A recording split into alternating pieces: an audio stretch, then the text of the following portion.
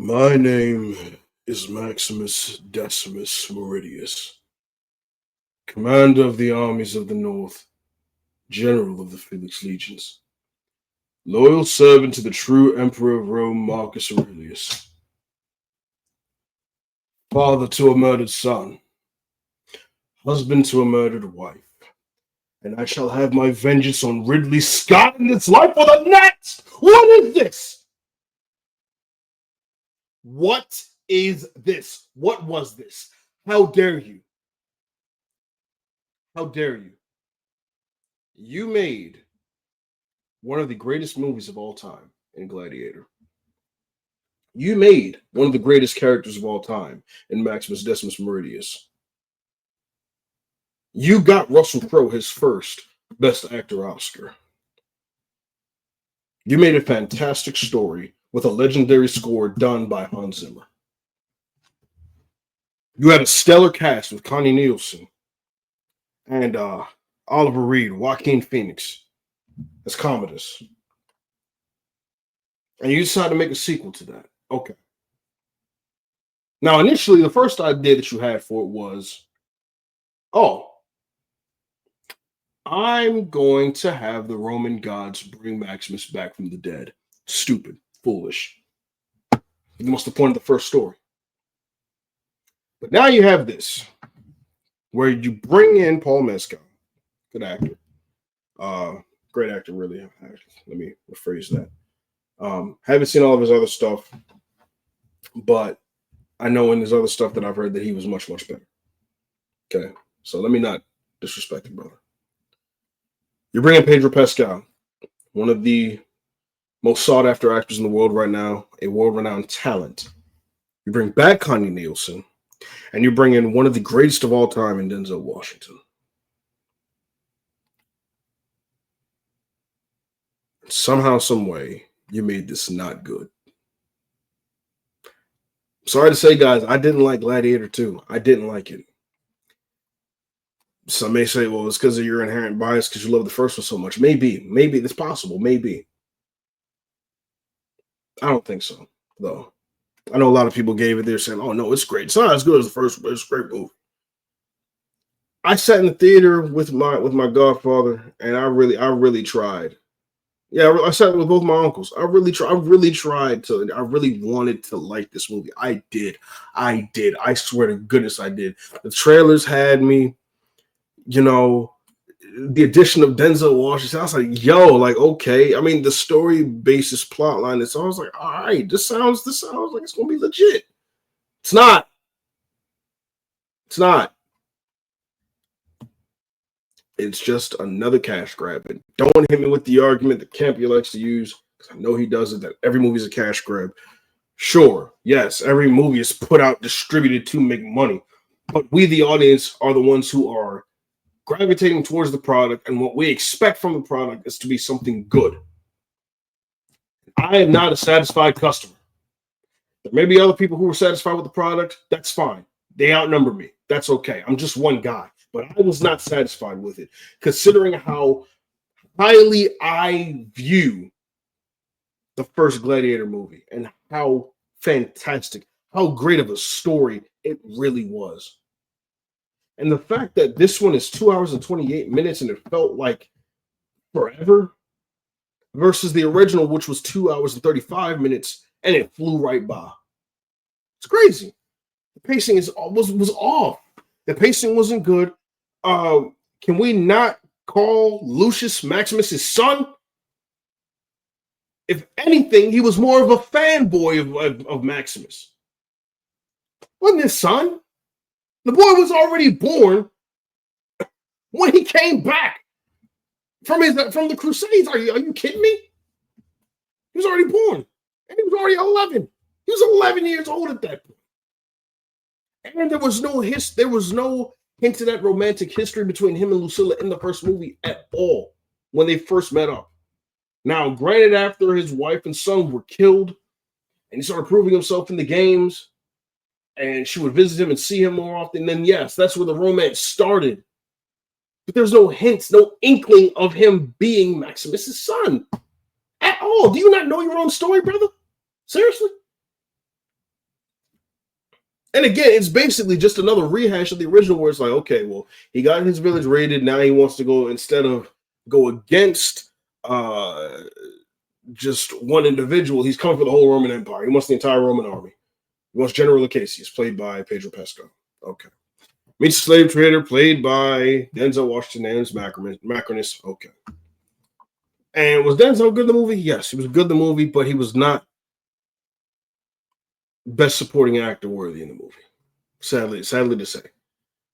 It's not Denzel's best performance. It's not the best performance I've seen him give. It was a good performance. He played a good villain. Sure, yes. Fairly enough, he played a good villain. I like his motivations and everything in the back. Are like, all right, cool. You know, playing behind the scene, he's the puppet master. That's what's up. All right, cool. But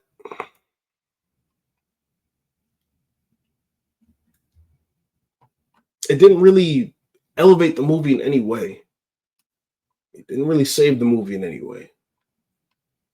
My uncle, he said he's such a critic. So I look, as one who is an avid watcher of movies, as someone who has, you know, made his own film and is working on more, someone who is an actor, someone who is now a director, writer, like building things and understanding how the creative aspect is supposed to work. I got to get my mind obviously on the business side of things. It's the other thing that I have to understand. I got to get a book on that to understand that. But understanding from the creative process as an artist, you should never treat your audience like they're stupid. And I think Ridley Scott just has his head in the fact that, well, if the generation wasn't so stuck in their phones, I remember that comment he made. If they weren't so stuck in their phones, maybe they'd be able to watch something good. No, maybe something's wrong with you, sir. Maybe you need to have somebody review these things before it's out. I'm just saying. Because to me, it's kind of crazy how we just had something like Wicked, fantastic set pieces and all of that. And then OG, you had in the original version of Gladiator, you had all these great set pieces. I mean, just beautiful. Were there into CGI? Yes, but used sparingly. This one kind of went a little over the top. The baboon fight when the Lucius chieftain dies. Didn't even put up a fight. I was expecting a fight to happen, like even though he was wounded. Granted, yes, I could clearly see that it was a very, very bad wound. But for him to lay down and die like a dog, that's kind of crazy to me. I wasn't feeling that. It was shocking. Just believe it caught me. I was like, oh, good Lord. But it was baboons. Do you know that big? I mean, I know baboons are pretty decent size, but that big?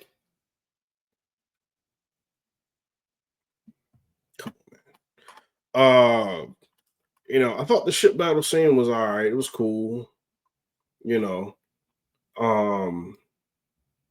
Macronus was, again, he was a stone cold bastard. He was. But the pacing was off, the writing was off. I think to me the best part was probably Harry Gregson Williams, who was an excellent substitute for Hans Zimmer doing the score for this. I mean, he was great. I like Harry Gregson Williams. I don't think he gets enough credit as a composer, but I thought he was great. I really did. I genuinely enjoyed listening to his score for the movie. Other than that, I don't know what to tell you.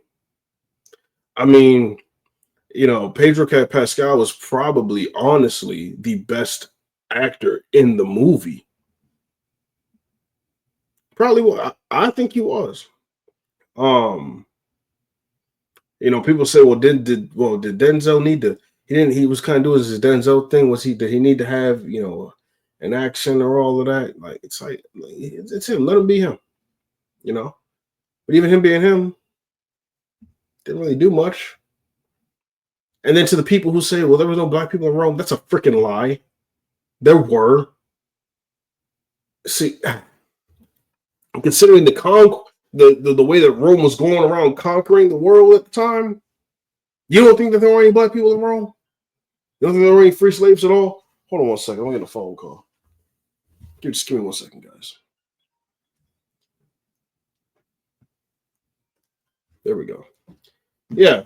So again, I wasn't a fan of it. Even in the beginning when his wife was killed. Like Paul, I didn't really buy Paul as like this great gladiator, you know. My friend Mike, he described him as having, he was just kind of like, he's too sad boy for it. I'm like, yeah, I didn't really get that visceralness. Like he's not that enraged as you would anticipate or want. Like at least with Maximus, we knew like it was a rage, but it was quiet. And I think Paul was just, and I think that this kind of, and maybe it's not, and I don't think it's so much Paul's fault. I think that this kind of goes back to the writing and the writing of his character and how it all planned out in the situations that he was in. It just wasn't great. I mean, like, yeah, he was basically like a stubborn horse. You know, I don't want to do this. No, I don't want to fight. I don't want to do this. Get me what I want. I'll do this for you. Okay. You know, Connie Nielsen, she hasn't lost an inkling of beauty at all. At all. Oh, my goodness. Yeah, she hasn't lost it. But even with her character, it was just kind of like, you know, once I saw the twist come, it's like, oh, she's with the Caseys. Oh, Lucius is, oh, and then there's this whole plot, you know, the Caseys trying to take down the emperors and all, and the emperors were just kind of, you know, I guess they were supposed to be based off Remus and Romulus. I mean, it was Gaeta and Caracalla, but you know, they were pretty sadistic and psychopathic. They were good, but they were just whiny. They just kept, I want bloodshed. People will say, well, whoa, hold on, Commodus was whiny. Yes, Commodus was whiny, but it was like, his was whiny within reason. They were just crazy to be crazy. He wanted the throne, but the fact that his father chose Maximus over him, and was like, oh, so that's how you feeling? And he didn't feel like he was loved. He felt like he constantly had to prove himself, and no matter how much he had to prove himself, he was always going to be under Maximus' shadow. So yeah, Commodus there was more depth to him than it was the emperors that we had, and Gaeta and Caracalla. So that being said, I'm done talking about it. I just had to get that off my chest. I don't really, yeah. Anyways, guys, put the comments down below. Let me know what you all think. Please feel free to like, share, subscribe to the channel. Stay safe out here. I love you all. I appreciate the support. We're almost at 500 subscribers. At 471 now. Let's get 29 more by the end of January. Y'all take care. Y'all gonna check me out at these here socials. I'll see you all in the next one. And by the way, make sure that you stay tuned for all types of content that I got going on at this here channel. Remember, one pack, one nation, one smooth hell.